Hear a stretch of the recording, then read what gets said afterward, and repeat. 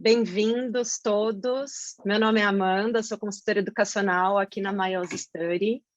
A Maios, ela é uma agência de intercâmbio que até um tempinho atrás trabalhava bastante lá com o público latino e a gente já tem algum tempo que começou a operar com o mercado brasileiro. Então, a gente faz toda a parte, né, de visto de estudante aqui para a Austrália, visto de turista. A gente tem parceria também com a INS Accounting, tem parceria com a Valiant Migration para consultas com agentes de imigração. Então, a gente consegue dar um suporte para vocês em todas as etapas do processo, seja para quem está vindo aqui para a Austrália, seja para quem já está aqui, está no comecinho de tempo de Austrália e está ainda na fase de renovação dos primeiros vistos, ou para quem já está querendo traçar um caminho, né, em parceria com a equipe de imigração, a gente também consegue dar este suporte. A Maios trabalha aqui com o destino da Austrália, a gente também trabalha com o destino de Canadá, então se alguém também quiser saber mais informações sobre o Canadá, também pode entrar em contato com a gente. Aqui no cantinho, do outro lado, tá o meu contato, e no final também aqui da apresentação, a gente está com o e-mail de vocês, a gente vai mandar as informações que foram passadas hoje aqui nesse bate-papo, e aí a gente pode startar outras conversas. Sejam todos muito bem-vindos, muito obrigada pela presença. E a gente já estava conversando aí, mas eu convido o Matheus a se apresentar, ele é lá da INS Accounting, para falar um pouco com a gente. Olá, pessoal. Boa tarde para todo mundo. Meu nome é Matheus Bispo Leal, certo? Também sou brasileiro como vocês, somos conterrâneos. Também vim para a Austrália fazer intercâmbio, enfrentar esse desafio, né? Que é para todos nós. E eu sou contador, trabalho para o INS Accounting. E gostaria de começar falando para vocês um pouquinho mais sobre a YNS, né? A YNS é uma empresa que está no mercado australiano há 12 anos. É uma empresa que hoje ela tem um foco de atender o mercado latino-americano. Então, nós atendemos toda a comunidade latino-americana que fala espanhol e também os brasileiros. Nós temos escritórios por toda a Austrália, mas com sedes especificamente em Adelaide, Sydney, Melbourne e Brisbane. Mas a gente atende remotamente, via Zoom, via outros mecanismos de internet, por videoconferência, clientes da Austrália inteira. Falando de mim especificamente, eu sou contador há 12 anos, mais ou menos. Vim para a Austrália fazer meu mestrado e gostei do lugar, decidi ficar. E mudei um pouco o ramo recentemente. Quando eu trabalhava no Brasil, eu trabalhava com contabilidade corporativa. Meu último trabalho foi como gerente contábil numa multinacional de óleo e gás. E aí eu trouxe essa experiência que era focada para o mercado corporativo para atender clientes individuais com a YS Accounting. Então, essa minha experiência com o mercado corporativo também me prepara para poder falar um pouco melhor para vocês sobre como é empreender, como é ter o próprio negócio, que é uma oportunidade, é uma experiência que eu também vivi. Eu tinha uma consultoria tributária no Brasil, especializada em PIS/COFINS, na parte tributária, especificamente no SPED, nos sistemas SPEDs.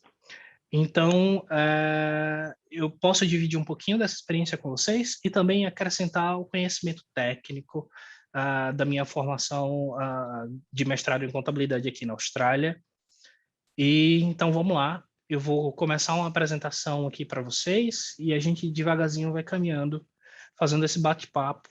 Por favor, sintam-se à vontade em fazer perguntas. Eu quero a participação de vocês, tá bom? Deixa eu só ver como que eu te passo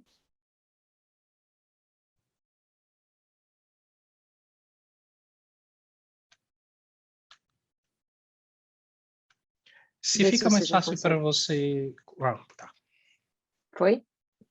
foi. Só para reforçar Tinha. o que o Matheus falou, o que vocês tiverem de perguntas, pode mandar para a gente aqui no chat. Eu estou de olho nas perguntas do chat e aí eu vou repassando durante aqui o nosso bate-papo. Se vocês quiserem abrir o microfone e fazer a pergunta também, fiquem à vontade. Tá. Então, de forma geral, os nossos tópicos de hoje vão ser fatores a se considerar antes de começar os negócios, né? Sobretudo se você está com dúvida, se você está com aquele medo, aquele receio, você tem vontade de começar seu próprio negócio, mas você não sabe ainda se é para você ou não. Tem aquela questão da insegurança, da instabilidade, e aí a gente vai endereçar alguns assuntos relacionados a isso, e depois a gente vai caminhando para a parte de planejamento, para como você faz para abrir o negócio, quais são as estruturas que estão disponíveis, quais são os formatos, quais os tipos de negócios que você poderia abrir, quais são as licenças e os registros necessários para fazer essa abertura de negócio em cada tipo de estrutura de negócio disponível.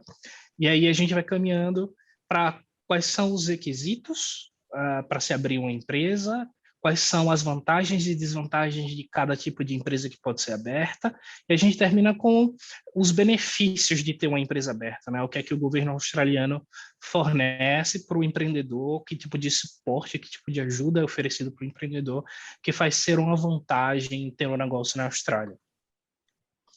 Então, eu gostaria de iniciar com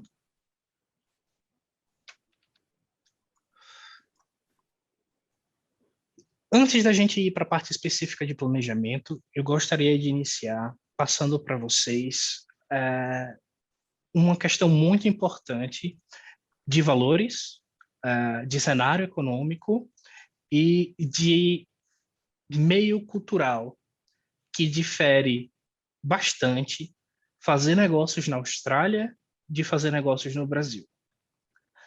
No Brasil, se você pega um jovem iniciando a vida adulta e decidindo o que é que ele vai fazer da vida, e você pega uma média, sobretudo dos profissionais qualificados do país, aqueles que estão em carreiras tradicionais, ou que estão iniciando sua vida universitária, etc., e você pergunta para eles qual é a projeção ideal deles de carreira no longo prazo, em média, você vai obter a seguinte resposta, e eu tenho certeza que muitos de vocês compartilharam dessa experiência comigo.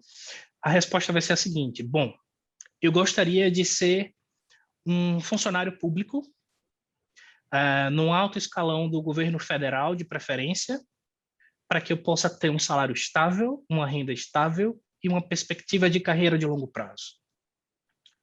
Ou então, talvez a resposta seja: bom, eu gostaria de ser um executivo de uma grande empresa, quanto maior a empresa, melhor, porque isso vai me dar um bom salário, um salário estável e uma perspectiva de carreira de longo prazo.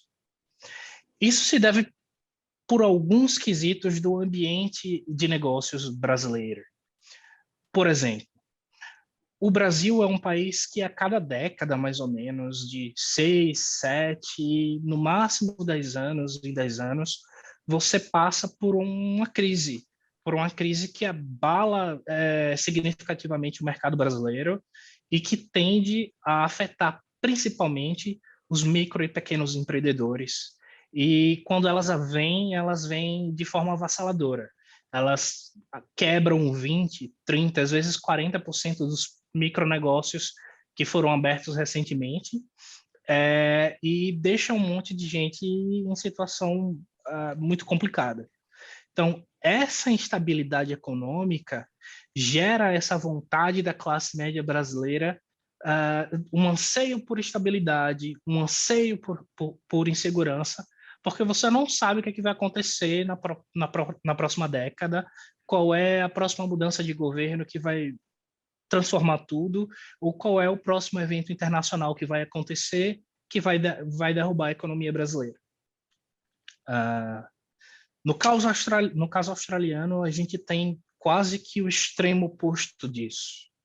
A Austrália é um país conhecida principalmente entre os economistas, entre o pessoal que trabalha com finanças, o pessoal da área de negócios, como o país que não tem crises. A Austrália passou os 30 últimos anos antes do Covid sem enfrentar um único período de recessão. Bom, o que é recessão? Recessão é quando a economia do país, o PIB, deixa de crescer, tem um crescimento negativo por 2 trimestres consecutivos. É isso que caracteriza uma recessão. E a Austrália é um país que não passa por crises, não passa por recessões. A economia da Austrália não diminui antes do Covid há pelo menos 3 décadas. Isso cria para a gente um cenário de estabilidade muito grande. Significa que você pode confiar que faça chuva ou faça sol, a economia australiana vai seguir crescendo. Isso te dá condições para se planejar. Bom, se a economia australiana vai seguir crescendo, eu consigo parar, olhar o mercado, olhar os índices, olhar as informações fornecidas pela imprensa e dizer, bom, então, para onde é que a economia australiana está crescendo? Isso se alinha com o meu interesse de empreender, se alinha com a área que eu quero atuar, e se alinha, então eu posso ter expectativa de que o negócio pode prosperar, a economia contribui para isso, e o sucesso do negócio vai depender apenas do meu trabalho, da minha capacidade de atender as necessidades do mercado. Então, se você tem dúvida se você deve ou não empreender na Austrália, e se essa dúvida vem dessa nossa cultura brasileira de ter receio ao risco, de temer pelo futuro, porque a gente não sabe o que é que pode acontecer com a economia do país amanhã, aqui na Austrália você não precisa se preocupar tanto assim. A economia é tão estável que foi nos jornais, das revistas especializadas, como The Economist e etc., quando a gente foi atingido pela crise do Covid em 2019, que nós passamos pela primeira período de recessão, foi manchete internacional nos jornais de economia, a primeira crise da Austrália em mais de 30 anos, porque isso é uma exceção, isso é um grande fato para o mundo dos investidores e para o mundo dos negócios, porque a Austrália é um país que não passa por crises, certo? Então, essa é uma estrutura sobre a qual o seu negócio vai se assentar. E é a partir desse ponto de vista diferente que você começa a se preparar para abrir o seu negócio. Beleza? Estamos acompanhando até aqui? Alguém quer dizer alguma coisa? Não? Então vamos seguir. Então, se você já decidiu que você vai correr esse risco, que você vai investir, que você vai empreender, que você vai abrir o seu negócio, qual é a primeira etapa para isso? Bom, obviamente é o planejamento. Como a gente vê aqui, o Benjamin Franklin, presidente americano e um dos pais fundadores da nação americana, costumava dizer que se você falha em planejar, você está planejando a sua falha. Ou você está planejando ser mal-sucedido. Por que isso? Porque o ambiente de negócios, pessoal, já era assim na época do Benjamin Franklin, séculos atrás, e é muito mais assim hoje. É um ambiente extremamente dinâmico. E você precisa estar preparado o melhor possível para o imprevisível. E a única forma de você estar preparado para o imprevisível é se você planejar. É se você sentar e dedicar um tempo a pensar exatamente que mercado eu quero atingir, exatamente qual é o meu público-alvo, exatamente quais são as especificidades do meu negócio. Ah, eu vou vender comida, mas é qualquer comida? É qualquer comida para qualquer um? O que, para quem e como eu vou atender o meu cliente? eu vou vender o meu produto ou o meu serviço. Então, indo adiante, entrando nessa parte do planejamento, só um minutinho.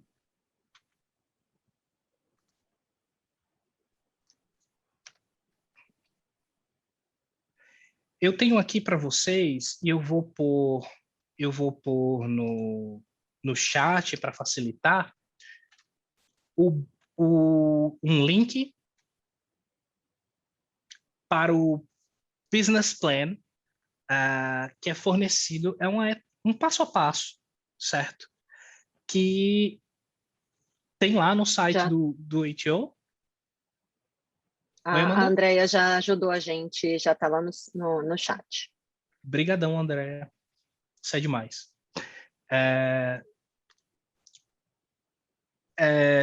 Esse link no site do HO, ele nos fornece um passo a passo, certo?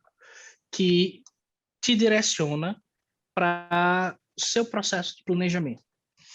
Você precisa começar a se perguntar para que você está se planejando e atender essas 3 grandes perguntas que eu fiz para vocês. O que é que eu vou vender? Qual é o produto ou negócio que eu vou vender? Entrar nesse o que eu vou vender no nível mais detalhado possível. No nível mais detalhado possível. Se eu vou vender comida, que tipo de cozinha eu vou fornecer? Dentro desse tipo de cozinha, que tipo de tradução culinária, que tipo de técnicas eu vou usar? O que é que vai me diferenciar do meu competidor nesse mesmo segmento?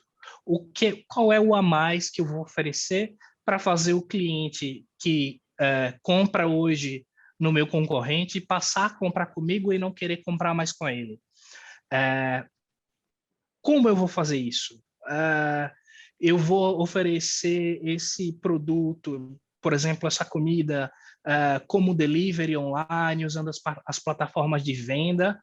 Eu vou oferecer essa comida como um restaurante, como uma experiência completa, onde você vai num ambiente, vamos dizer, tematizado, alinhado com aquela comida que está sendo oferecida, com uma música ao vivo do país que está relacionada àquele tipo de comida.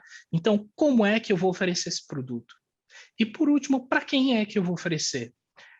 Eu vou oferecer esse produto especificamente para a comunidade brasileira?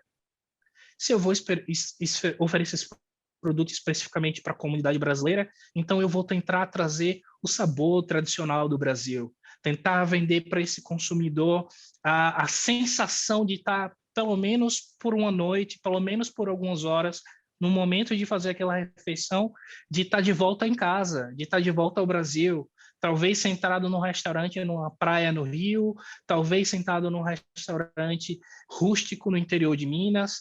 Que tipo de experiência eu vou oferecer então para esse cliente? Ou então, talvez eu queira trazer para o australiano um sabor de Brasil para que ele possa conhecer como é aquela comida brasileira. Então, nesse caso, eu tenho que trazer uma abordagem diferente. Eu tenho que alinhar ao meu prato, as minhas técnicas, a o que é o tipo de paladar do australiano, que é um pouco diferente, talvez suavizar os temperos, talvez suavizar o sabor, talvez usar produtos na receita brasileira, produtos locais da Austrália, produzidos na Austrália.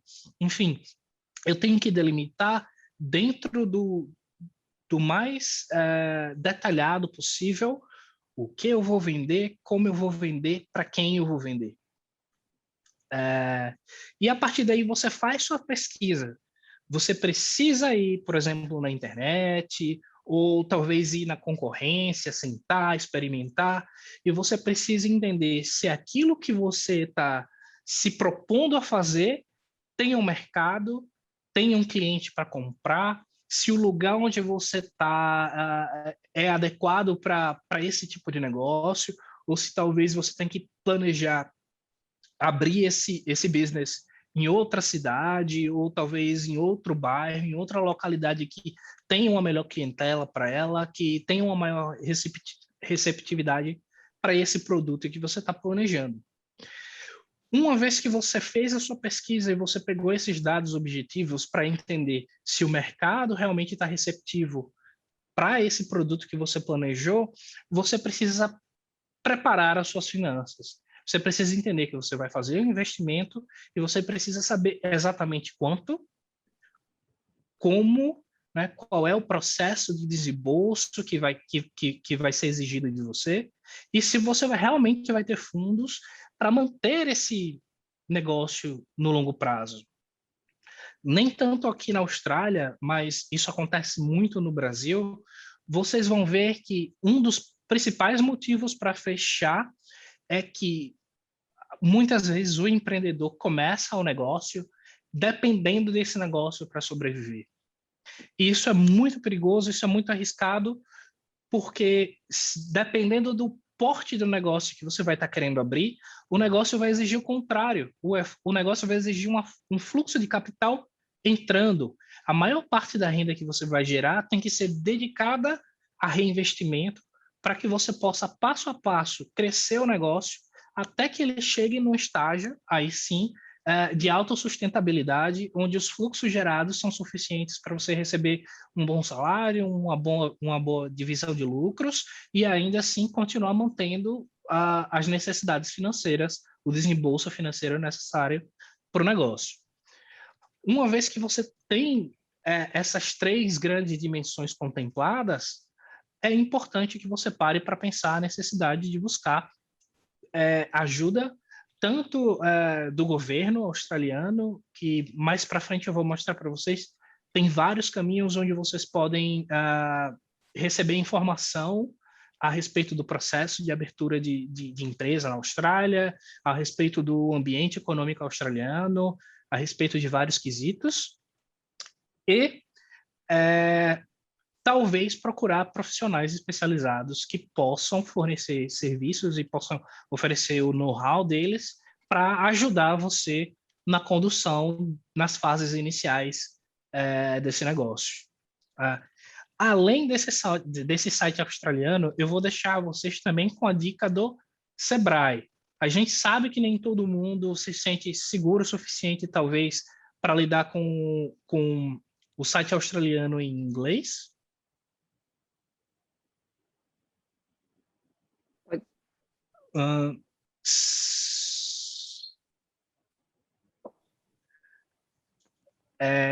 Eu vou deixar aqui uma dica para vocês do Sebrae. Só um minutinho.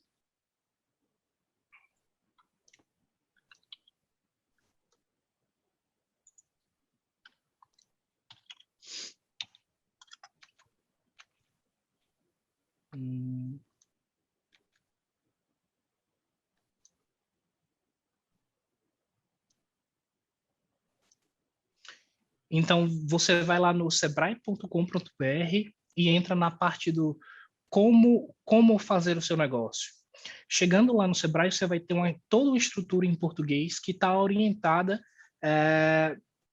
em certo aspecto, para o mercado brasileiro, na parte técnica. Quando ele chega lá no final e vai dizer para você como é que você vai dar os passos iniciais para abrir esse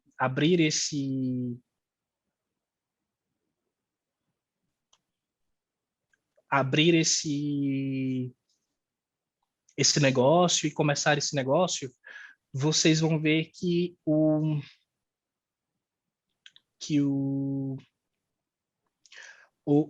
site do Sebrae vai orientar para o mercado brasileiro.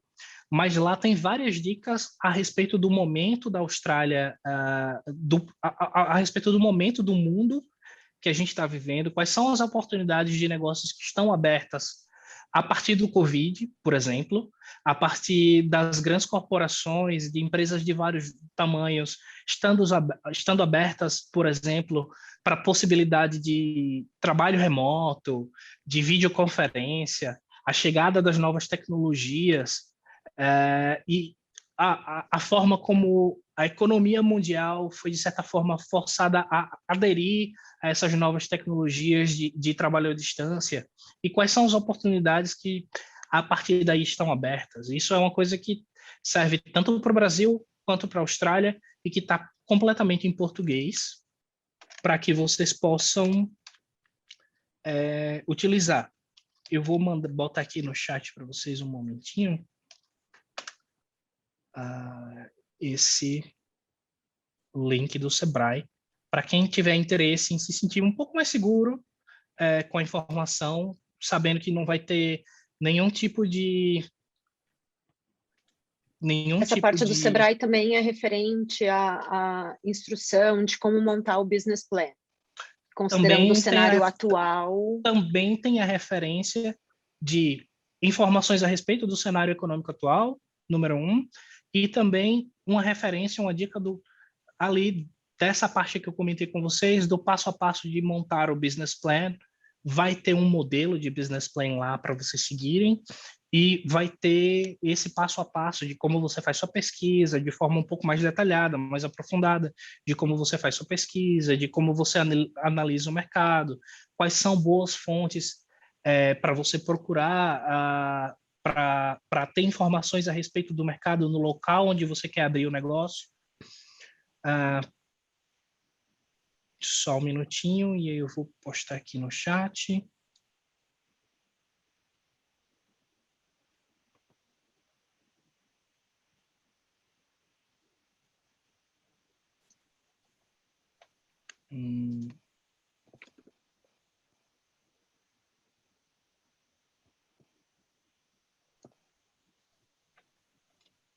Pronto, foi. Com esse link vocês conseguem ter acesso a essa informação lá no Sebrae.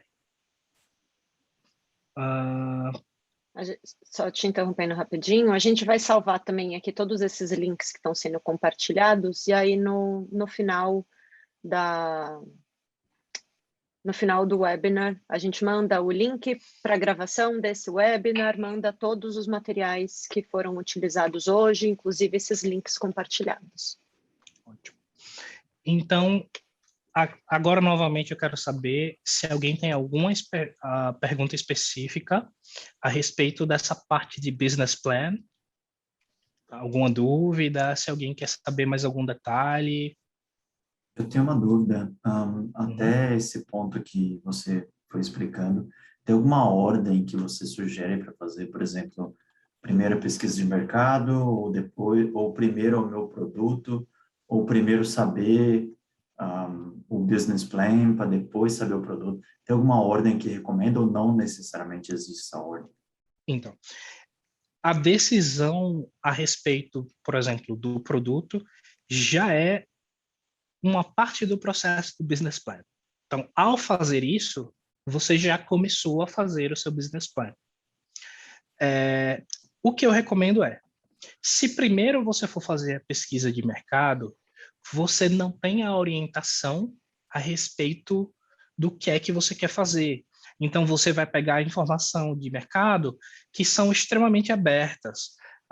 Quantas modalidades de negócio, quantos produtos ou quantos serviços podem ser fornecidos no mercado no momento de hoje? Quantos deles têm clientes interessados em comprar? Isso vai te dar uma infinidade de possibilidades. Então, como qualquer boa pesquisa, você precisa de uma segmentação antes de fazer a pesquisa.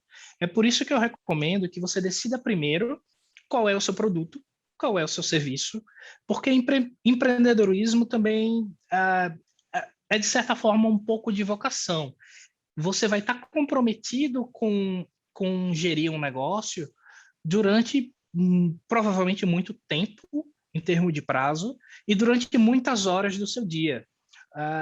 Você não vai estar trabalhando só 7 ou 8 horas por dia numa jornada de trabalho normal, você vai estar trabalhando 12, 13, 14, você vai estar acordando e dormindo e respirando o negócio. Então tem que ser alguma coisa que você queira. Então não adianta você ir lá no mercado e dizer assim, sei lá, biquíni brasileiro agora virou moda na Austrália. Então eu vou vender biquíni brasileiro, mas eu não me interesso por moda. Eu não gosto muito de atendimento ao público, ponta a ponta, não é muito minha praia.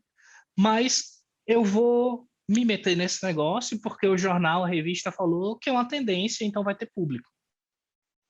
Então, assim, você está orientando para falhar porque é uma coisa que você não tem os skills para lidar, que você não se interessa, você não tem o conhecimento de base, você não tem nenhum dos requisitos para lidar com aquilo ali, você simplesmente coletou uma coisa que é moda e que amanhã pode não ser, pode virar, e aí você também não tem apreço por aquilo, seu negócio nasceu morto.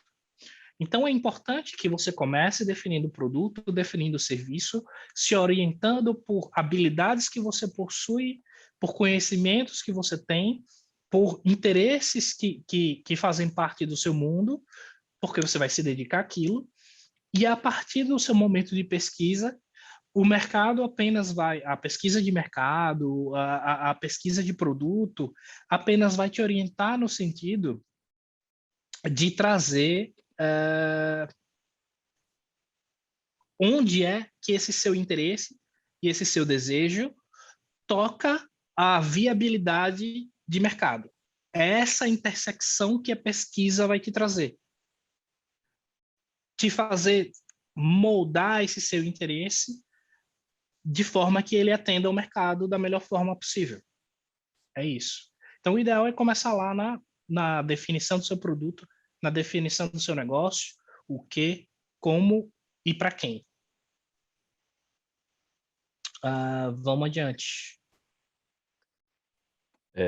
Posso fazer uma pergunta rapidinho? Sim, Pode. Reinaldo? Isso, Pode ir. Reinaldo. Eu tenho o meu produto já definido, o meu target pré-definido também.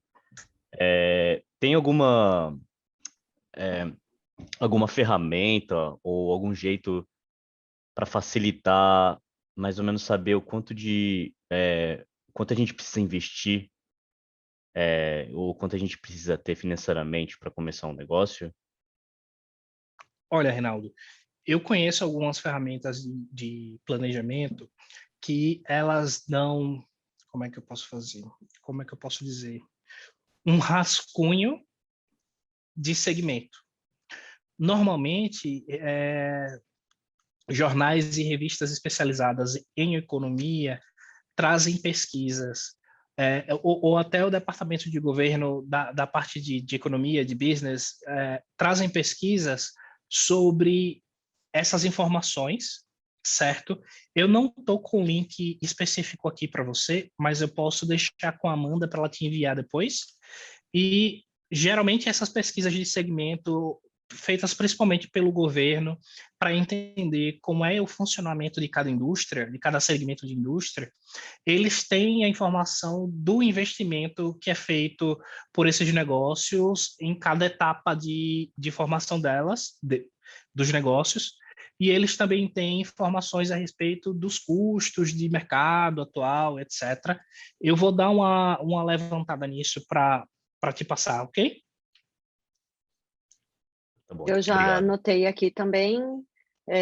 A gente compartilha também com todo mundo. Com todo mundo. Pode ser Pronto. a dúvida de mais gente.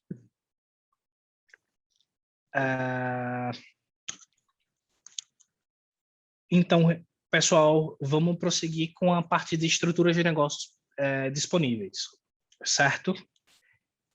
Estou partindo do pressuposto que a maioria das pessoas que estão acompanhando a apresentação hoje são estudantes e estão aqui na Austrália há um pouco menos de tempo. Então, vamos dar uma focada especialmente na parte do Sole Trader.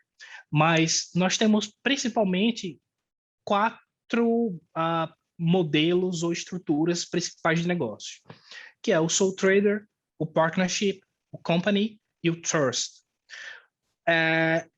Cada um desses modelos tem algumas especificidades, cada um desses modelos tem exigência de abertura e cada um desses modelos tem características específicas. Mas, principalmente para quem vai começar o negócio, os modelos mais interessantes são Sole Trader e Partnership. Eu vou aprofundar isso mais um pouquinho e daqui mais para frente eu explico por quê.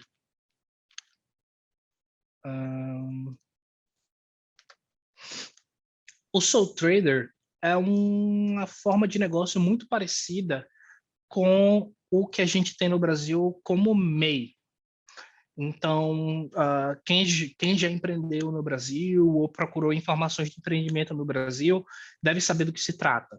Então, é uma forma de negócio simplificada, é um modelo de negócio simplificado, onde não há separação de responsabilidade jurídica entre o indivíduo e a empresa. Então, as finanças dos dois, do ponto de vista tributário, por exemplo, são consideradas uma coisa só. O sole trader também, ele faz negócio dentro do seu próprio tax file number. Então, assim, a empresa vai ter o ABN, sim, mas o tax file number, que no caso, por exemplo, de uma company, tem um tax file number específico para a company. A company é uma entidade tributária à parte. É basicamente, na prática, é isso que significa ter um tax file number próprio. No caso do sole trader, não. O sole trader opera com o próprio tax file number, o que significa que a entidade e a empresa e ele mesmo são uma entidade tributária só, uma mesma entidade tributária. Então, por exemplo, se você tem um ABN e você tem um TFN e você é empregado como ABN, vamos dizer, part-time, e o resto do seu tempo você gere um pequeno negócio, essas duas rendas se juntam e toda ela vai fazer parte do seu próprio tax return como indivíduo. Com o detalhe de que, se você tem uma renda no ABN acima de 75 mil, você tem que registrar para GST. Então, por que é que é interessante uma atividade dessa para quem está começando, né? Para quem está começando a empreender? Justamente pelo fato de que a empresa e você são um indivíduo tributário só. Isso significa que você vai ter um regime tributário simplificado, você vai ter menos burocracia para lidar, porque basicamente, se você faturar menos de 75 mil, a única coisa que você tem que fazer é fazer seu imposto de renda no final do ano. Fez seu imposto de renda no final do ano, lidou com todas as obrigações que são exigidas para você pelo governo. E também porque você não vai ter que ter aquela preocupação estrita que gera gastos de ter uma separação muito a ferro e fogo do que são os bens do negócio e do que são os bens pessoais. Supondo que você tem um negócio que envolve fazer entregas. Você não precisa, por exemplo, comprar um carro para o negócio e ter um carro para uso pessoal. Você pode muito bem utilizar seu carro para fim dentro do sole trader, usar o seu carro que é utilizado para fins pessoais para fazer essas entregas no negócio. E aí, no final do ano, no tax return, se faz uma estimativa de que porcentagem de uso do carro foi para fins pessoais, que porcentagem de uso do carro foi para fins de negócios. Essas coisas são separadas no tax return, mas você não tem essa rigidez de separar de forma estanque o que é um asset para o negócio, o que é um bem utilizado para o negócio e o que é um bem utilizado para uso pessoal. A próxima modalidade, depois do sole trader, é o partnership. O partnership, ele é uma sociedade, mas é uma sociedade com características semelhantes ao sole trader. No partnership, você também não tem uma separação tributária entre a entidade e o dono da entidade, e o empreendedor.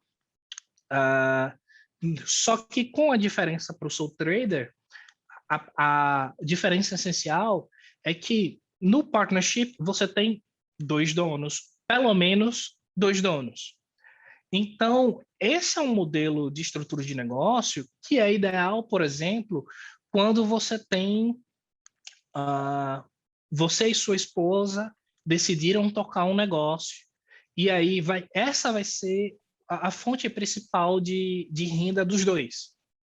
Então, faz sentido que o ABN que vai ser aberto, o negócio que vai ser aberto, seja aberto no nome das duas pessoas, de você e de sua esposa.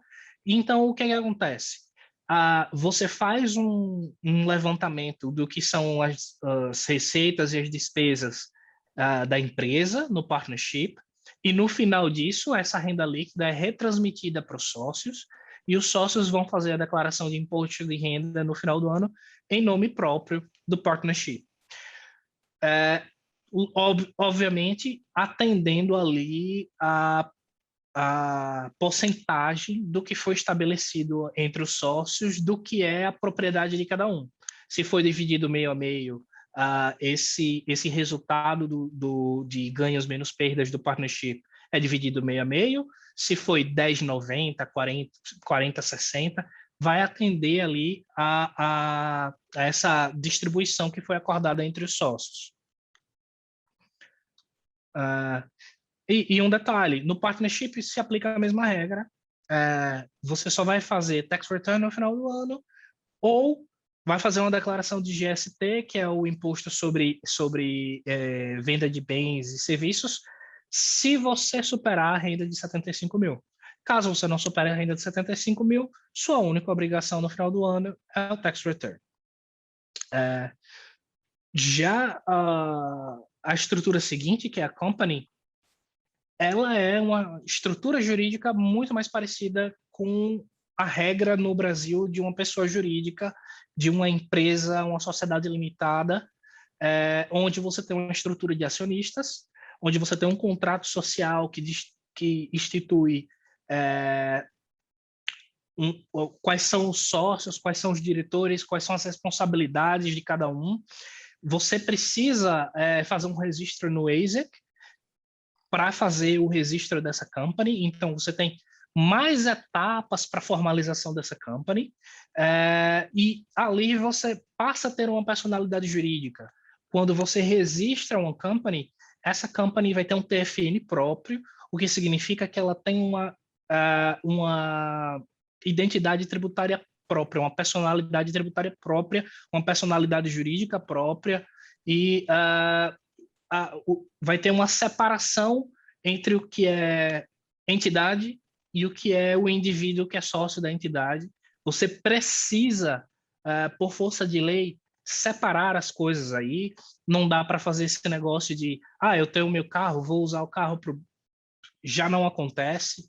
Você tem a exigência legal de separação entre a entidade e o dono, separação dos bens, que são bens de negócio e bens de uso pessoal, e isso vai gerar, obrigatoriamente, obviamente, uma série de obrigações adicionais do ponto de vista tributário e do ponto de vista jurídico.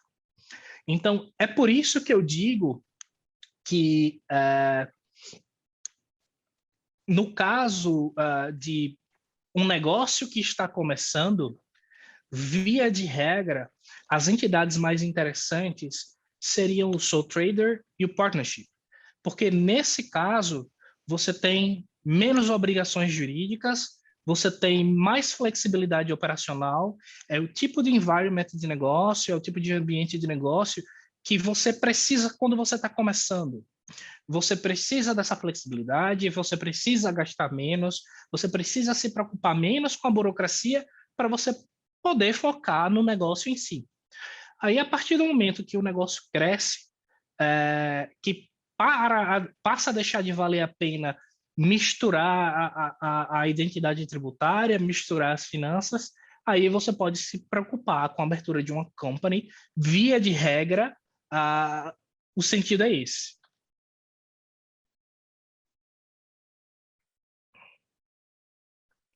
Matheus, deixa eu te fazer uma pergunta sobre o sole trader.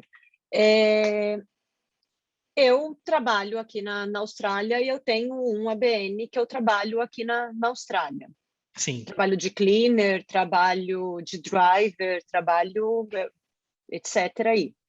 E aí eu quero abrir um business, quero começar a, sei lá, fazer comida, ou a loja de biquíni que você deu o exemplo aí. Eu preciso abrir um novo ABN para este novo business, eu trabalho com o próprio, porque eu acho que tem um monte de gente, a maior parte dos estudantes aqui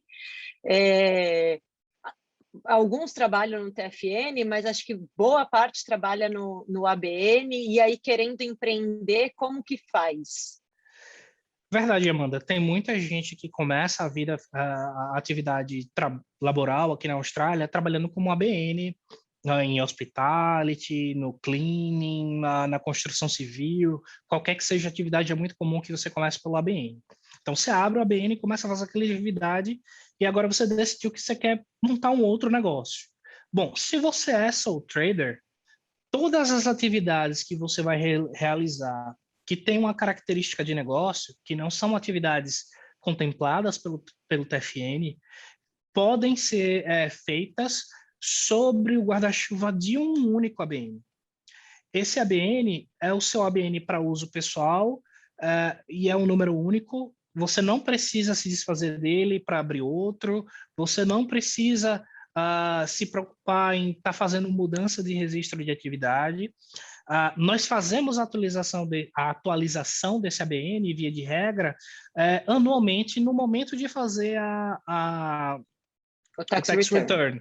Então, no final do ano, quando eu for fazer o tax return, eu vou chegar para o HO e vou dizer, ó, esse cliente aqui, ele fez cleaning, mas ele também fez venda de biquíni, comércio, retail, e o valor equivalente para a atividade de cleaning foi essa, o valor equivalente para o retail foi esse, e a atividade, ele fez 2 ou 3 ou 4 atividades, e a atividade principal foi essa aqui.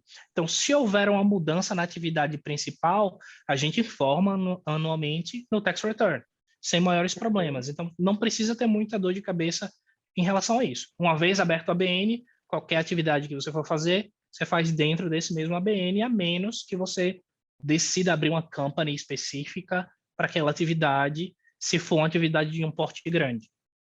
Uhum. Mais Valeu. alguma pergunta, pessoal?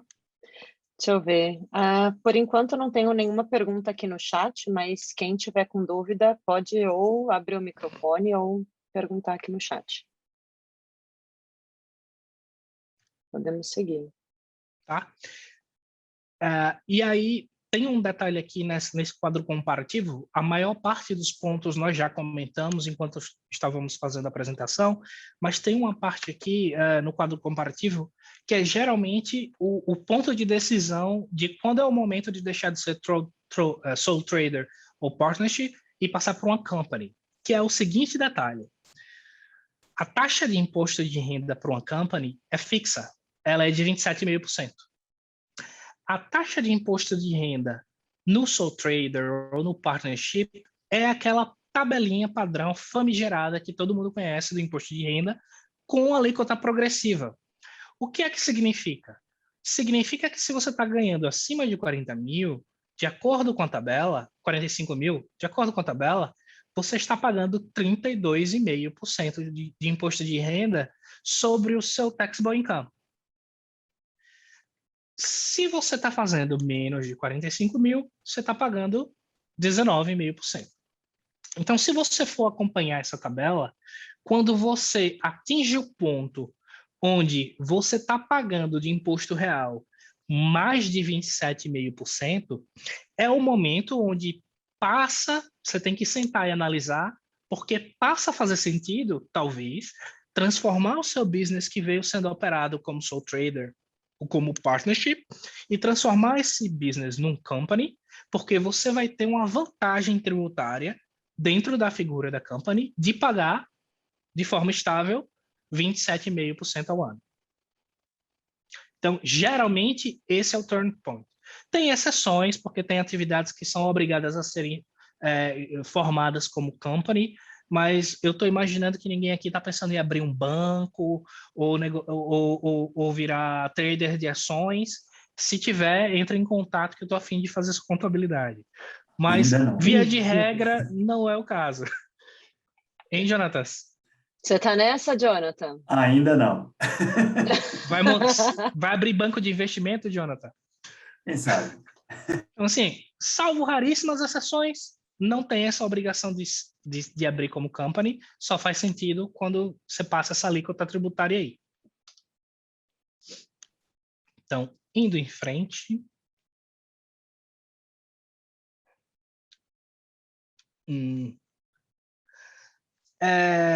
Você tem o trust. O trust é uma figura jurídica bem específica, onde você tem um administrador nomeado do trust, e esse administrador, ele é o responsável legal pelo funcionamento do trust. E você tem um hall de beneficiários, que são sócios, e esses sócios vão poder receber uma distribuição de lucro no final do ano. Você faz a contabilidade do trust à parte, você faz um imposto de renda para o trust à parte, e depois o resultado disso é distribuído para os sócios.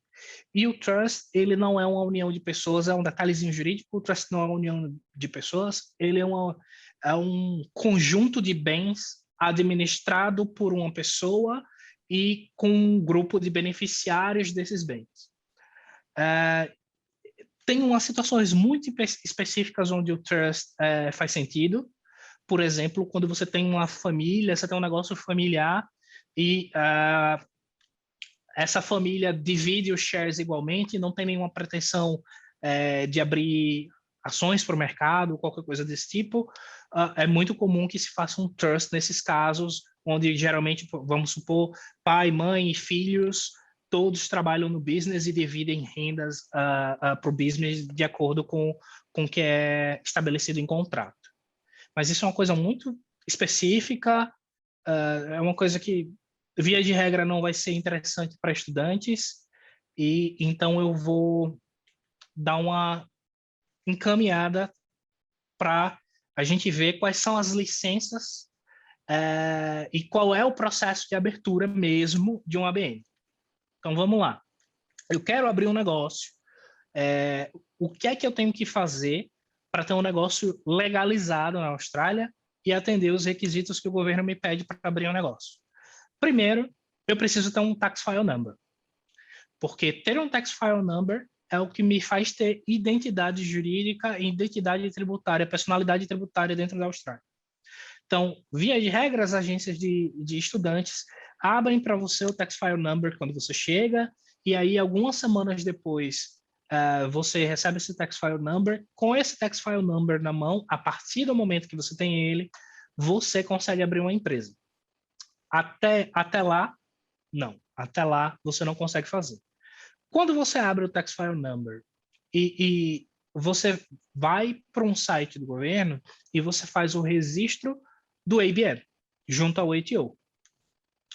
O ABN é o equivalente ao nosso CNPJ, é um número de registro que faz de você um empreendedor. O registro é simples, é fácil, é rápido. Você vai entrar lá no site do ATO e vai dar algumas informações cadastrais básicas, qual é o seu nome, qual é o seu tax file number, qual é o seu endereço na Austrália, que atividade você quer exercer. O próprio site do ATO já te dá uma análise de que se você vai precisar de licenças adicionais para aquelas atividades, o próprio site do ATO, ele te dá uma pré-licença de funcionamento. Se você faz uma atividade como, por exemplo, vende comida, onde você precisa de autorização sanitária, você já faz um preenchimento dizendo que entende as regras, que vai seguir as regras e se cadastra para receber uma inspeção na área onde você vai fazer preparação de comida, para ver se você está seguindo as regras sanitárias, por exemplo. Então, você já faz tudo isso no processo de abertura do ABN. Você já tem uma orientação ali se você precisa de licenças adicionais. Após isso, você vai para o ASIC. O ASIC é uma parte do processo específica para a company. E o que é que você faz no ASIC? Você solicita a abertura do TFN da company, para dar identidade tributária para essa company que você está querendo abrir. Você apresenta lá o contrato, dizendo quem são os diretores, quem são os sócios, quanto é a cota de cada um, e apresenta para registro no ASIC. Lá no ASIC também, na etapa seguinte, uma vez que você tem a company, você faz o registro do business name. Isso não é exclusivo para company. Se você tem um sole trader, via de regra, o nome do negócio formal vai ser o seu nome civil completo, certo? Mas se você quiser ter a proteção de um business name, para garantir que Ninguém vai roubar restaurante sua Havaí ideia. e ninguém vai usar, você procura o ASIC e faz o registro do business name para proteger o seu business name, mesmo se você for sole trader ou tiver uma partnership. Se você tiver necessidade, isso é muito importante, sim, principalmente se você tem uma perspectiva de negócio que vai crescer, você precisa proteger sua marca. Essa é uma etapa muito importante. Então, se você tem uma renda superior a 75 mil, você vai precisar se registrar para o GST, que é o imposto sobre faturamento, sobre vendas de bens e serviços. É o equivalente ao nosso ICMS ou ISS lá no Brasil, mais uma porrada de impostos que não convém citar, que todos afetam a parte de consumo. Mas é isso, se você faz mais de 75 mil, a gente registra você no ATO para GST e a partir daquele momento você passa a separar, em média, 10% do seu preço de venda para pagamento do GST e também gerar créditos de tudo que você compra no montante de 10% para no final você pagar seu imposto mensal. Você também faz o registro do Pay As You Go junto ao ATO. O que é o Pay As You Go? É um sistema de folha eletrônica para você registrar os funcionários e você informar ao ATO quanto foi que você pagou de salário, quanto foi que você reteve de imposto de renda do funcionário e quanto foi que você pagou de superannuation para aquele funcionário. Então, o ATO recebe essa informação e distribui para os funcionários para eles saber e poder acompanhar lá no final do ano e fazer seu imposto de renda e tudo mais, e também para te cobrar do imposto que você deve ao ATO. Novamente, se você for ter um funcionário, não importa se você é company, se você é sole trader, se você é partnership, você precisa fazer esse registro para poder contratar um funcionário. Também tem um registro do superannuation, para que você faça o pagamento do superannuation. Novamente, se você tem funcionário, você tem que fazer. Tem o pagamento do workover, que é um seguro para prevenir de acidentes trabalhistas no caso de você ter funcionários, que você faz para a empresa e para os funcionários. E tem o Public Liability Insurance, que aí já é um seguro para danos a bens de terceiros. Geralmente, quem precisa de Public Liability Insurance é gente que trabalha com construção, é gente que trabalha com limpeza. Quando você entra em instalações públicas ou instalações de terceiros e a sua atividade operacional pode gerar dano a esses bens. Então, para se seguro de proteger... responsabilidade civil, né? Sim, é um seguro de responsabilidade civil. Então, para você se proteger de ter que assumir pessoalmente com esses danos, você faz um seguro de public liability.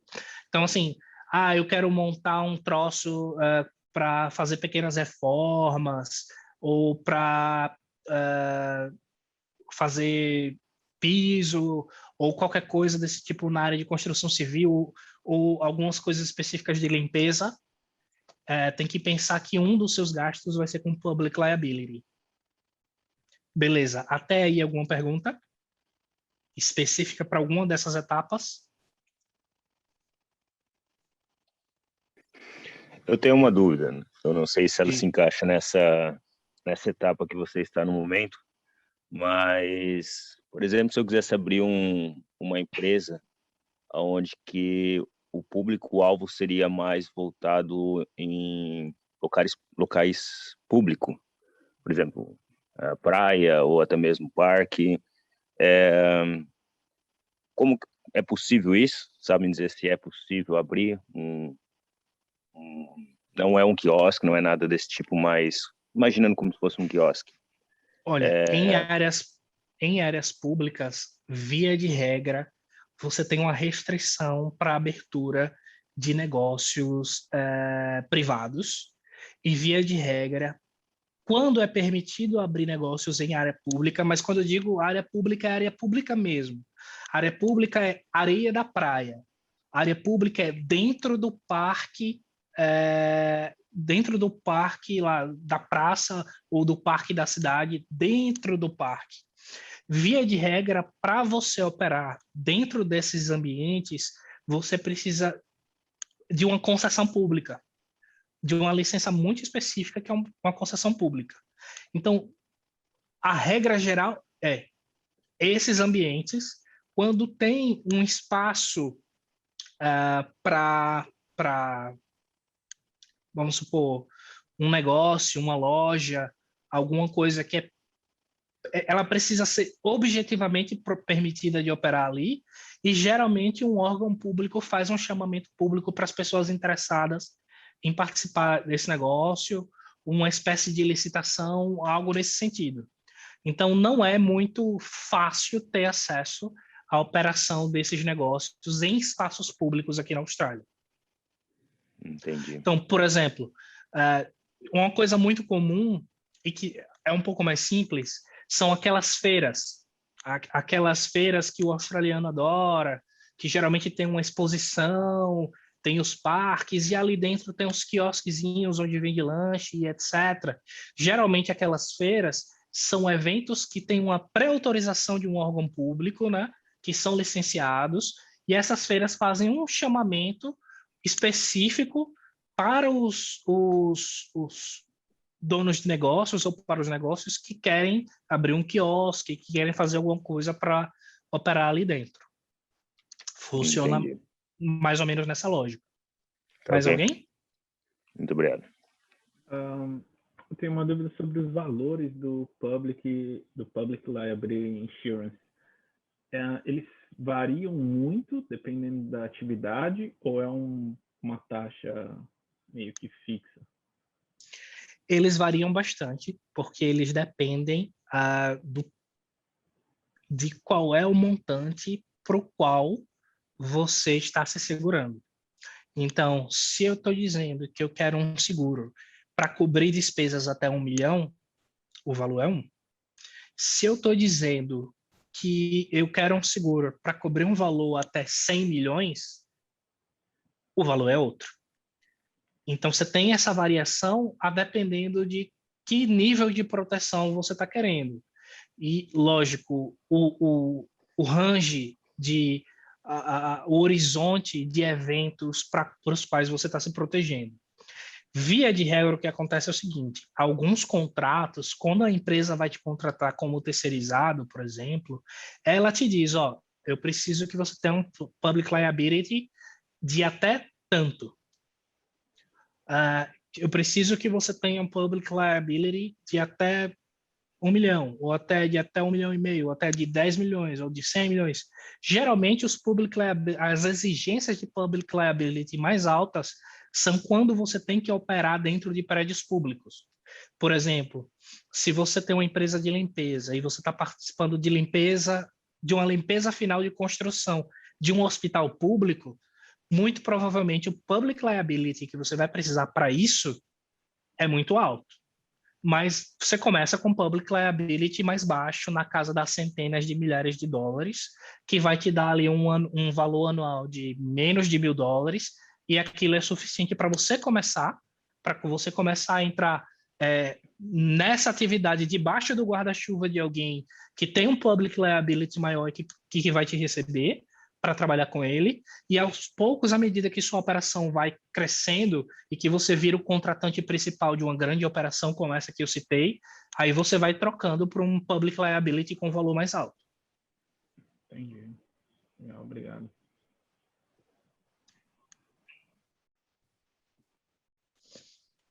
Posso fazer uma outra perguntinha aí? Pode sim. Manda então, ver. Vale, obrigado. Por exemplo, eu vou usar o meu negócio que eu estou montando como exemplo, bem específico. Eu tenho 2 partners, então vai ser eu e mais 2 pessoas. Certo. A gente está montando esse negócio e, nesse caso, a gente iria mais ou menos até o business name, das etapas, né? Uhum. Que acho que a gente não vai ter a gente não vai ter 75 mil, então a gente não vai precisar entrar no GST ainda. Certo. A gente não vai começar com nenhum funcionário pago, então não vai ter nenhum pay-as-you-go, superannuation. Mas entre partners a gente não precisa ter esse tipo de registro de pagamento, né? Ou Não, precisa? não. Não. Você precisa ter esse registro de pagamento quando você vai registrar um funcionário.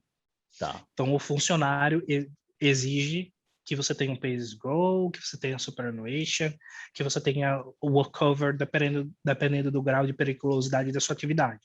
Mas enquanto membros de um partnership que atuam em nome próprio, porque o que é que a gente deduz dessa estrutura de negócio? A gente deduz dessa estrutura de negócio que você é administrador do negócio, mas que você também é o executor de negócio. Você é a pessoa que vai lá e que vai fazer o trabalho. Então, dentro dessa estrutura, você não precisa fazer esses registros, não tem necessidade de fazer esses registros.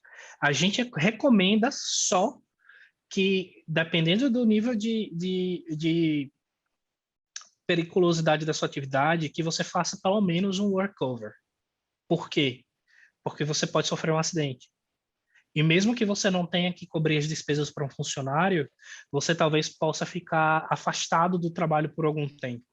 E se acontecer de você ficar afastado por algum tempo, via de regra, você consegue contratar um workover que sirva como substituição de renda, para pelo menos cobrir aquilo que você estaria ganhando no período se você estivesse trabalhando ou algo similar a isso.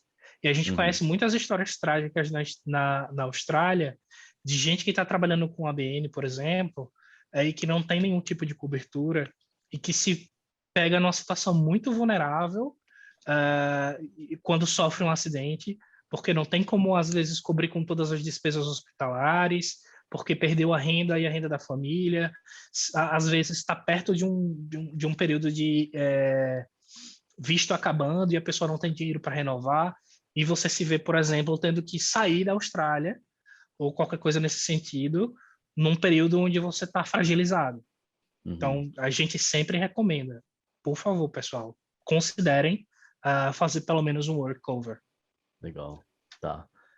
Então, assim, o meu pensamento estaria meio correto de ir até mais ou menos o business name, aí ver talvez o workover também é legal. Sim. Mas, e quando eu faço todos esses registros, quanto tempo mais ou menos demora para eles saírem, para a gente começar a entrar o em seu atividade? tax file number, essa altura você provavelmente já tem, a primeira coisa que todo mundo faz.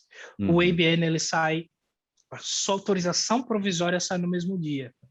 Você entra no site, faz o registro e no mesmo dia você recebe uma autorização provisória para operar e depois você recebe uma decisão final em alguns dias e uma carta do ATO com o business, com o ABN. Isso no caso do sole trader. No caso do partnership, a gente precisa fazer uma espécie de contrato social do partnership. Isso demora mais um pouquinho de tempo para processar, mas não é muito. E a partir daí funciona do mesmo jeito. Você recebe uma autorização provisória e depois você recebe uma carta do ATO com o número do ABN formalizado e uma decisão final. Mas com a decisão provisória você já pode operar, certo? E via de regra, essa decisão provisória já te dá também um ABN para você começar a operar. Então você está autorizado a faturar, fazer o que você precisa fazer, enquanto essa decisão final chega por correio para você. Sim. Depois, em seguida, o business name leva algumas semanas para você registrar o processamento. Novamente, você vai pegar aquele contratinho que você fez, vai preencher mais um formulário indicando qual é o seu business name. O Waze é que vai fazer uma pesquisa para saber se aquele business name já não está registrado. E aí, se não tiver registrado, eles te dão uma decisão final em algumas semanas. Geralmente 15 dias para um pouquinho mais do que isso. Tá. Mas aí o business name ele é só uma formalidade mesmo. Eu não preciso do business name para começar a operar, é só uma né? formalidade. O business name é uma forma de proteger o seu nome e você não precisa dele para começar a operar. Legal. Você pode começar a operar, esperar o business name sair só para garantir que, não, tem esse nome já está registrado, o ITO não me liberou, então eu vou pensar aqui em um outro nome para o meu estabelecimento e vou tentar novamente. Mas Entendi, você legal. segue operando enquanto isso aí. Uhum. A tônica da coisa aqui na Austrália é, você quer fazer um negócio, tudo bem, então você quer gerar renda e trabalho. Se você vai gerar renda e trabalho, eu quero você fazendo isso para ontem. Tá. Uhum. Então, a tônica para o governo australiano é essa. Você começa a Legal. operar e depois a gente vai vendo aí o que é que precisa formalizar para você. Entendi. E que você falou do ABN para partnership, ele demora um pouquinho mais que o Sole Trader, mas assim, um pouquinho mais seria quanto? Assim, um mês, assim, que demora para sair, mais ou menos? Não. Novamente, algumas semanas, de 15 dias para um pouquinho mais. Ah, legal. Uhum. Tá bom, A obrigado. decisão final, porque aí você tem um documento, um Sim. formulário, que precisa ser enviado para o ATO, diferente do Sole Trader, que você só faz um microformulário ali, ou do Sole Trader, que você só faz um microformulário ali rapidinho e na mesma hora está pronto. Aham. Legal. Obrigado. Por nada.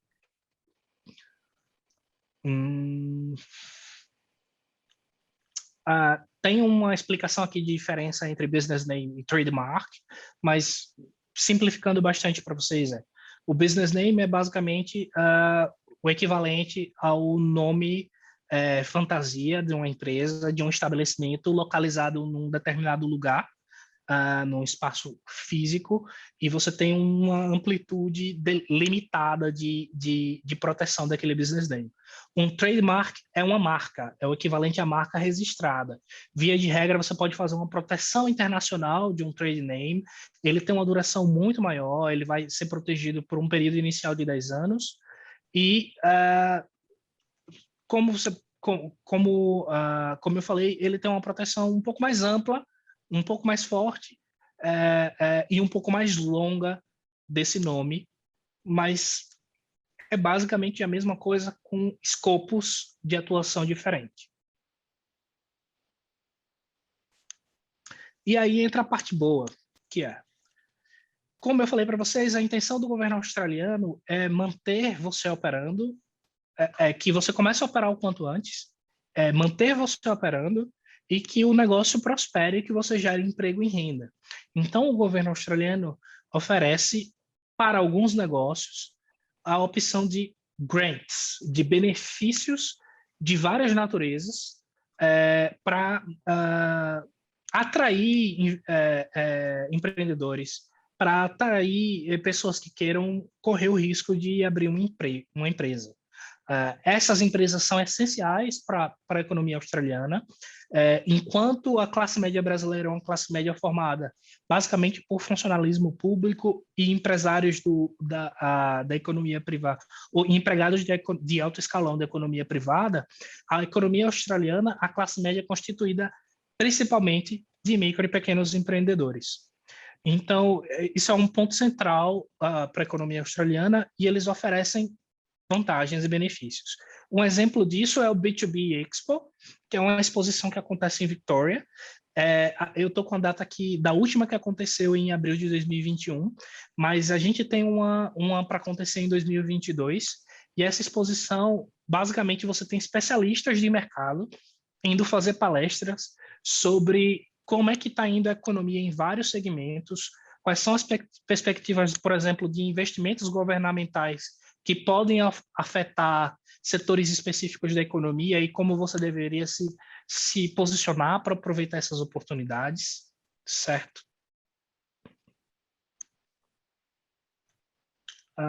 Você tem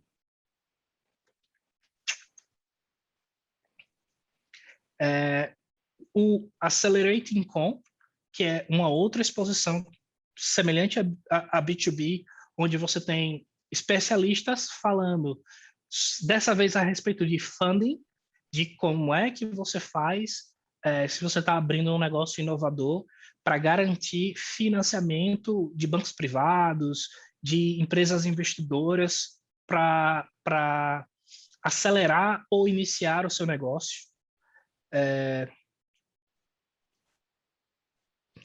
Você tem o Xyro, O Xyro é um fundo público que financia também startups e empresas inovadoras. É um grant por volta entre 50 e 100 mil, se eu não me engano, dólares, para você iniciar o seu negócio.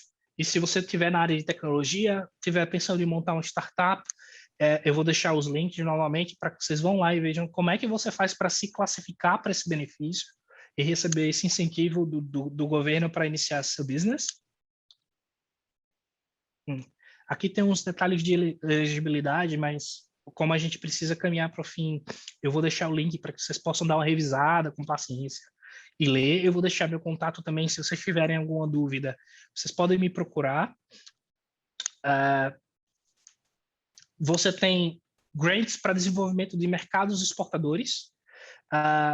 Eu estou em Adelaide e aqui o SA é uma grande exportadora de vinho, por exemplo, e você tem uma série de incentivos, inclusive de vistos, para empresas, para pessoas que estejam na atividade de exportação, e alguns desses benefícios vêm na forma de grants também, que são investimentos financeiros, concessões financeiras dadas pelo governo australiano para quem quer seguir essa atividade.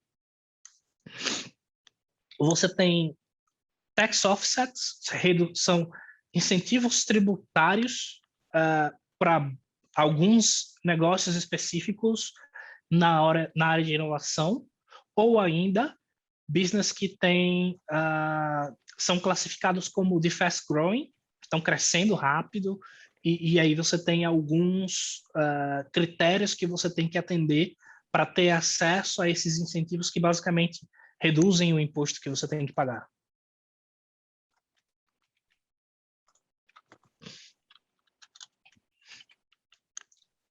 Você tem uma série diversificada de incentivos que são dadas para vários setores específicos, e aí, embora o ponto principal dos grants seja, via de regra, os mercados de tecnologia e inovação, existem outros mercados que são contemplados, e eu deixo o link para vocês, para que quem tiver curioso e pesquisar que tipo de grants são fornecidos, para que segmentos, como é que você faz para aplicar, certo? Então, eu gostaria de caminhar para finalizar, deixando vocês com o seguinte pensamento. Numa economia tão dinâmica como a australiana, que mesmo diante da maior crise econômica presenciada pela humanidade no último século, que é a crise do Covid, onde a economia do mundo inteiro parou, foi capaz de surpreender o mundo com o maior crescimento de PIB no ano de 2020 e está caminhando para repetir o feito em 2021, com uma recuperação extremamente rápida, extremamente veloz e surpreendente, mesmo com as fronteiras fechadas, mesmo com escassez de mão de obra e mesmo com todos os problemas de exportação. Muita gente diz que o forte da Austrália é a exportação para a China. A gente enfrentou um período agora em que os portos estavam praticamente fechados, a produção industrial no mundo inteiro, inclusive da China, estava praticamente parada, e a Austrália foi capaz de reerguer a economia baseando-se basicamente em consumo interno. Se num cenário como esse, com um poder aquisitivo completamente diferenciado, que vocês, nessa altura do campeonato, já sabem que o trabalhador australiano tem acesso. Se isso não é suficiente para estimular vocês a empreender, o que é? Qual é a tempestade perfeita que vocês estão esperando acontecer para arregaçar as mangas e transformarem os sonhos de vocês em realidade? Bom, se não for agora, talvez não seja nunca. É isso, muito obrigada, Matheus. Acho que deu para a gente falar um pouco de tudo, né? Assim, desde da parte do começo, planejamento. Eu sou suspeita para falar, porque planejamento sempre é algo que eu bato bastante na tecla, até principalmente aqui na agência, mesmo o planejamento da renovação, de vir aqui para a Austrália, o planejamento de um negócio, sem planejamento a gente não vai para lugar nenhum.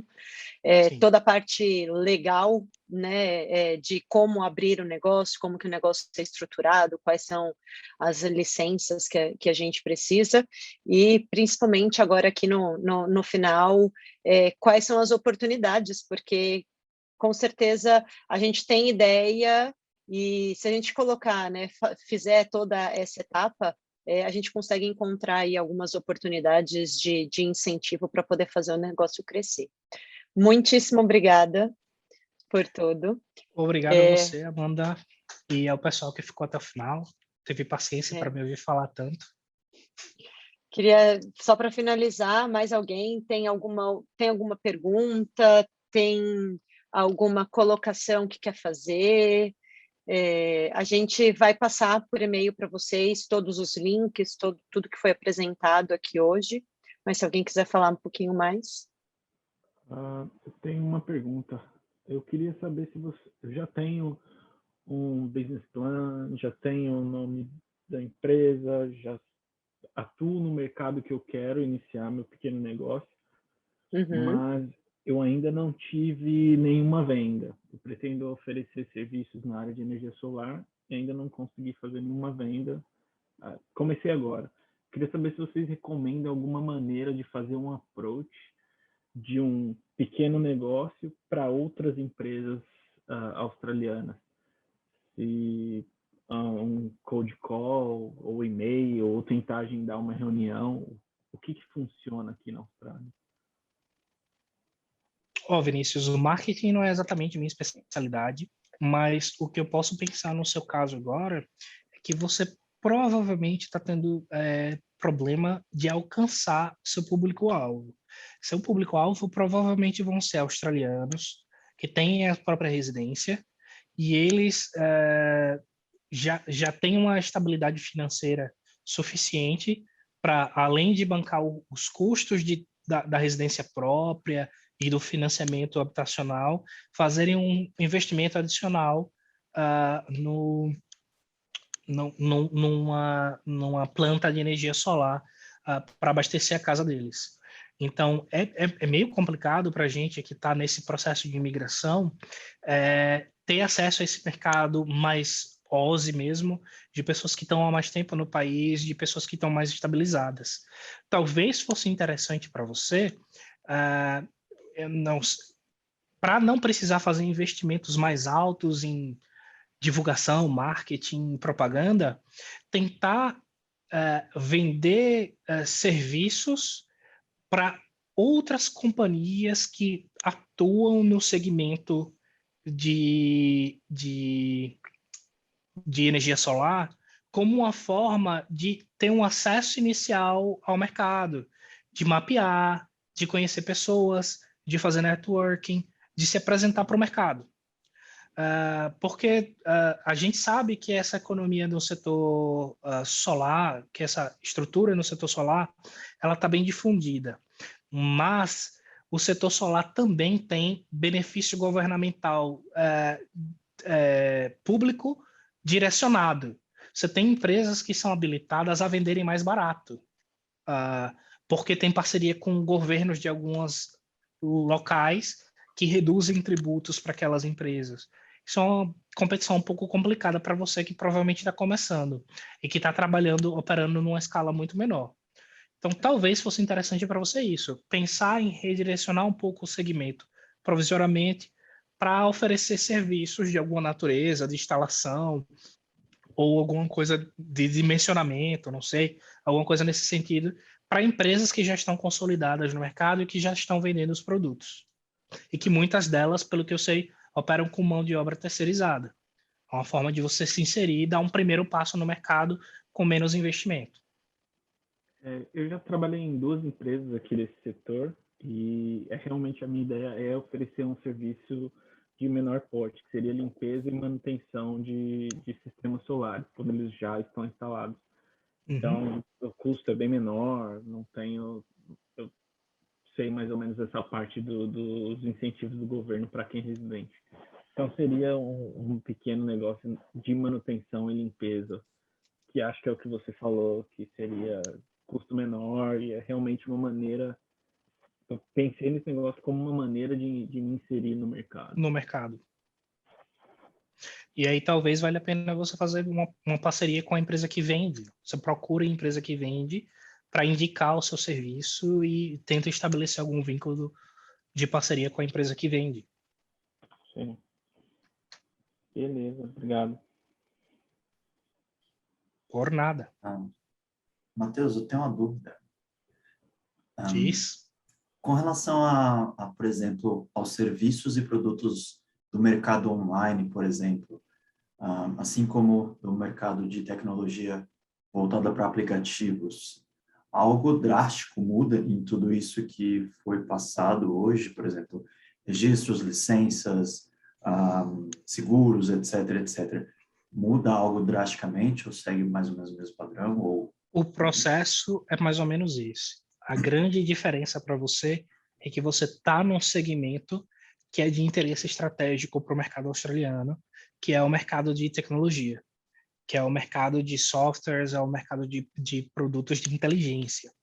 Isso significa que se você se dedicar um pouquinho a montar um business plan mais estruturado, montar um plano de negócio mais bem embasado, vale muito a pena você procurar oportunidades de grants e de investimento, que é muito mais provável que você consiga acesso a algum tipo de financiamento, tanto de facilitação da ordem pública, quanto de investidores privados para o seu business.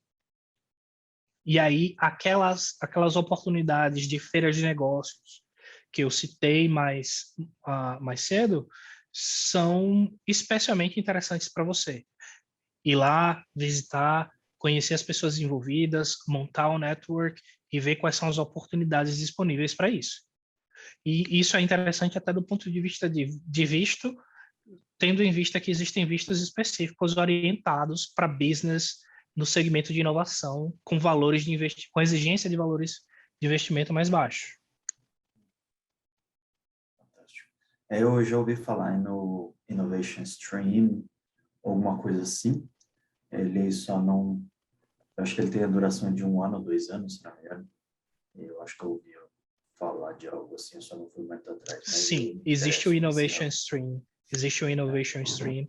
E ele dá a oportunidade para você iniciar o business plan, começar a desenvolver o business plan com exigências muito mais baixas do valor do investimento que é necessário no business plan. Geralmente, a maioria dos estados pedem investimentos da ordem da casa de milhões. Você consegue baixar bastante para ali 200 e poucos mil dólares ao longo dos anos da empresa, que para um negócio de tecnologia, conseguindo um investidor local, para o padrão australiano é bem barato. É bem viável. Fantástico, fantástico. Há alguma possibilidade da gente marcar um café aqui em Adelaide para discutir mais profundamente sobre esse assunto? Tem sim. A gente Perfeito. pode... Eu tenho aqui o contato de vocês, aí eu faço a ponte entre pode vocês fazer a dois. distribuição do meu contato aí para o pessoal. Sem problemas. Obrigado, Maravilha, Jonathan. obrigado. Valeu. Certo? Mais alguém? Alguma outra coisinha para falar? A gente já passou bastante, o papo foi bom, que foi indo. Muito obrigada por todo mundo que ficou aqui, muito obrigada por quem se inscreveu e veio. Quem não veio, a gente é bonzinho, manda o link da gravação depois. A gente manda o material também de tudo que foi falado, os links, e é isso. Passo o contato do Matheus, lembrando que a gente tem, a gente da Miles Study, a gente tem parceria com a INS,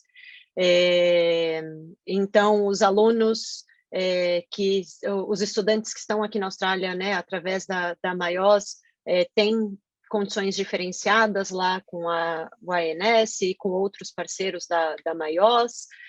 E vender meu peixe agora no final. Quem tiver aí renovando o visto, precisando de alguma informação sobre escola, querendo mudar de curso, qualquer coisa relacionada à área educacional, também pode me chamar, que a gente está aí para ajudar para agora, para o futuro.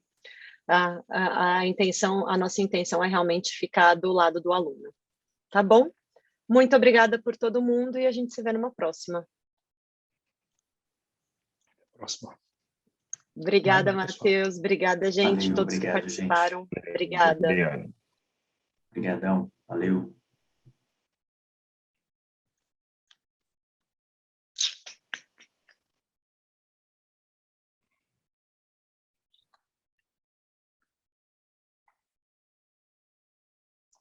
De novo, Matheus, muito obrigada. Foi ótimo. Obrigado, Amanda.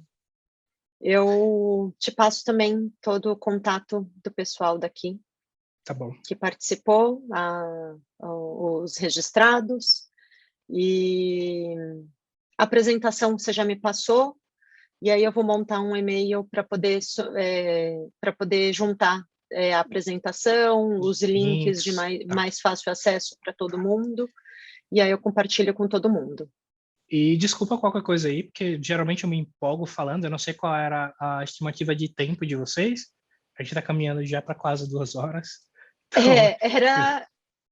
no convite estava 1 hora, 1 hora. E aí por isso que eu falei, tipo, quando começou a dar 1h30, eu comecei a te mandar umas mensagens. Não, Mas eu acho que o papo fluiu de uma maneira natural, então tá tranquilo.